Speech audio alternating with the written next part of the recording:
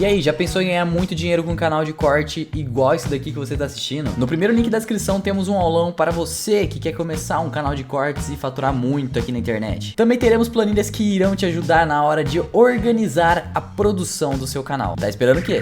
A origem do totalitarismo.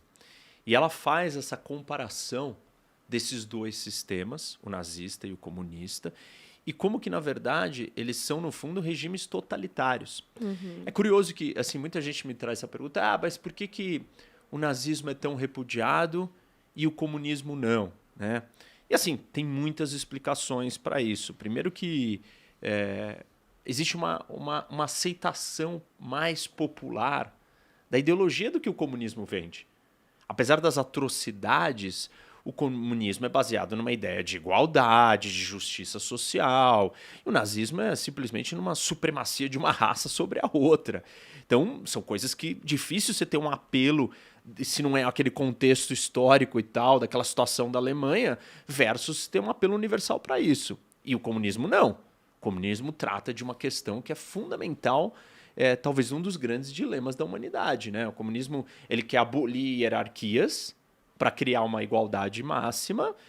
Óbvio que isso é problemático, a gente pode até falar disso depois, mas hierarquias acabam criando problemas, porque elas começam a se tornar muito rígidas, se torna uma fonte de aproveitamento de corruptos que sentam naquele lugar lá em cima e exploram todo o resto de quem está embaixo da hierarquia. Então, é um problema real. Então, a ideologia comunista fala de um problema que ele é real para a humanidade a ser tratado. Claro que a prescrição ou o que eles oferecem como solução não é uma solução, porque extinguir hierarquias nunca vai existir. E não existe isso do ponto de vista biológico, não existe do ponto de vista social, não existe nem do ponto de vista moral e de valores. Porque se eu e você não tivermos a noção de hierarquia, como é que você vai elencar em qual momento o que é mais importante? Justiça ou liberdade? Igualdade ou, sei lá, justiça? Imagina que você comete um crime e aí, você precisa pagar a justiça, mas aí vai acabar com a liberdade.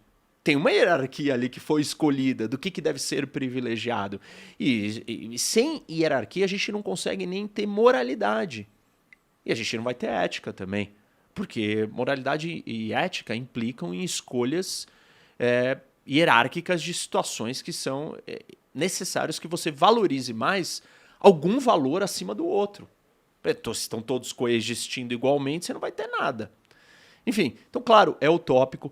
Você tem, assim, na história, né, o Heidegger, um grande filósofo que apoiou ou defendeu o regime nazista, e ele foi altamente rechaçado.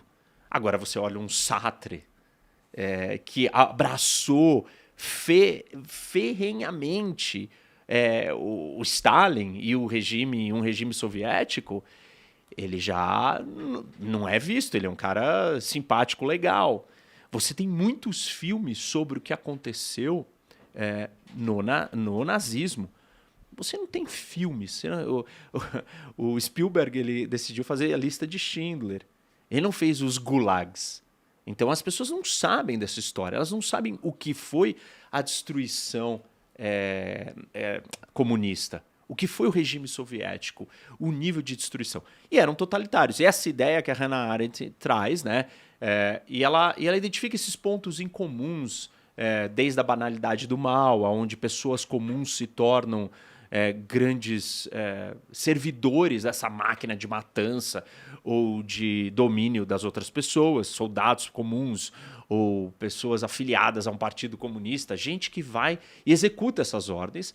Uma figura de liderança carismática que vem de um sonho, que todos os dois lados tiveram, e esse controle total da sociedade através de uma polícia secreta, serviços de inteligência, tudo isso também está presente e tudo isso é totalitário.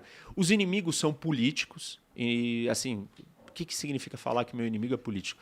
Significa que eu te prendo, eu tiro o que você tem, eu te mato porque você pensa diferente de mim.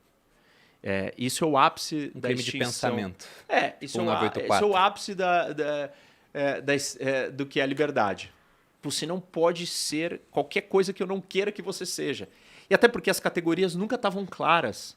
do que era o inimigo. Talvez para os nazistas até estavam, mas óbvio que qualquer um podia ser incluído naquela categoria desse que atrapalhasse o projeto nazista, mas para os comunistas essa categoria era ainda mais ampla. Porque, ok, eram os burgueses, eram os capitalistas, mas eram os comunistas também. Eram qualquer um que desse na cabeça do Stalin ou de qualquer outro que estivesse ali no poder, que estava atrapalhando o poder deles. Então, enfim, essa parte do totalitarismo é importante a gente entender. E totalitarismo é diferente de uma ditadura convencional. Um regime totalitário ele é muito mais completo e sofisticado do que um regime ditatorial. Você fala assim, aquilo é uma ditadura. Não é a mesma coisa que falar que é um regime totalitário. Então, quando as pessoas não se atentam a essas definições, claro, né? Ditadura, totalitarismo são a mesma coisa. Não são.